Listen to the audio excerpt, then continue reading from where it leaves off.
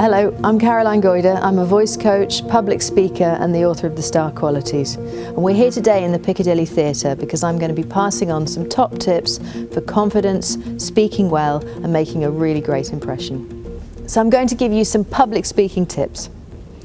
The first thing to know about public speaking is that in an American study, most Americans said they were more frightened of public speaking than death.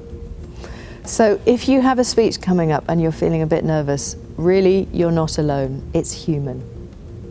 And the reason we find it so scary is that as human beings, the thought of being stared at by lots of people triggers the oldest part of our brain, which basically says run away or fight. And what you've got to do if you're going to make a good speech is overcome that fear.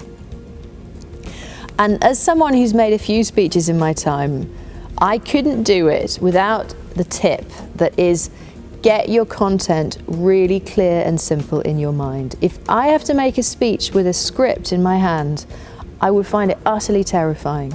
So what I do is I make a mind map of my speech and I keep the points really clear and simple so that I can go from point to point in my mind without having to worry about exactly how to say a precise sentence. So investigate mind maps for public speaking. There's lots on the internet about it. There's another really good structure which comes from the RAF in Britain, which is the Air Force, and it says, tell them what you're going to tell them it, tell them what you've told them. People think, oh, well, that sounds like you're repeating yourself. Well, actually, you do need to repeat yourself when you're speaking because people won't remember what you say unless you say it 2 or 3 times. The other tip that was taught to me by news reporters is that you can use a structure which is introduction, point 1, point 2, point 3, and wrap. And that can give you even a 30-minute speech. You do a good introduction which tells people what you're going to tell them. Then you have your first point connected to a story, second point and a story, third point and a story, and finally you sum up with a good, concise wrap. And that gives people a very nice structure. It's called signposting, and the reason it matters is that if people know where you're going, it's much easier for them to listen. They don't wander off thinking, oh, this is going to last 4 hours, because you've told them what's coming next. So remember to signpost, keep your structure simple. The next tip really is about what happens once you've done your structuring and you're in the room. The big thing to remember is that people really want you to do well.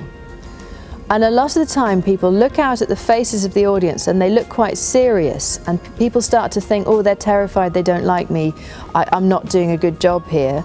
What you've got to do is see them as friends, because if you do, your face relaxes, you look conversational, you look friendly, you look warm, and the audience suddenly start to warm up too, and the room is suddenly a nice place to be.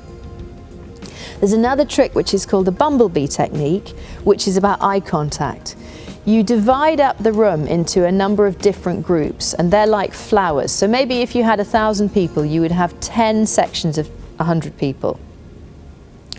And you would look at one section at a time, and it's a bit like a bumblebee landing on a flower. So you look at the left, the back of the room, then you look at the front, the right of the room, then you look at the right at the back of the room, and so on. And it just means that your gaze travels around the whole room and that you start to really have a conversation with all of those people. And the other big tip, which really helps, is to speak in short thoughts. Don't think you have to rush through lots of paragraphs of text. You just go one clause at a time. And I like the Winston Churchill example, which is, we will fight them on the beaches, we will never surrender. And you can hear that he was breaking up that speech into very short thoughts. And if you do that, it means that you're always on the thought that you're speaking and your brain isn't rushing ahead. And then finally, keep your attention on the audience. You want to place 80% of your attention at least on the audience's response, and you don't want to be thinking too much about yourself. And the big rule that can help with that is just to remember, how can I help? What can you give these people that is going to make the half hour or the hour that they spend with you useful? And if you can do that, you're going to have a good response. And the thing I do at the beginning of a speech to help with that is get there early and go and talk to a couple of people coming into the room and find out what they want. What is it that's going to really make their afternoon or morning? And then as you start the speech, say, I was talking to X, I was talking to Y, and they told me that they really wanted to find out about this, and I'm going to talk about that later. It just makes you feel more confident because you've talked to the audience, and it gives you a nice, relaxed conversational starter. So those were my public speaking tips.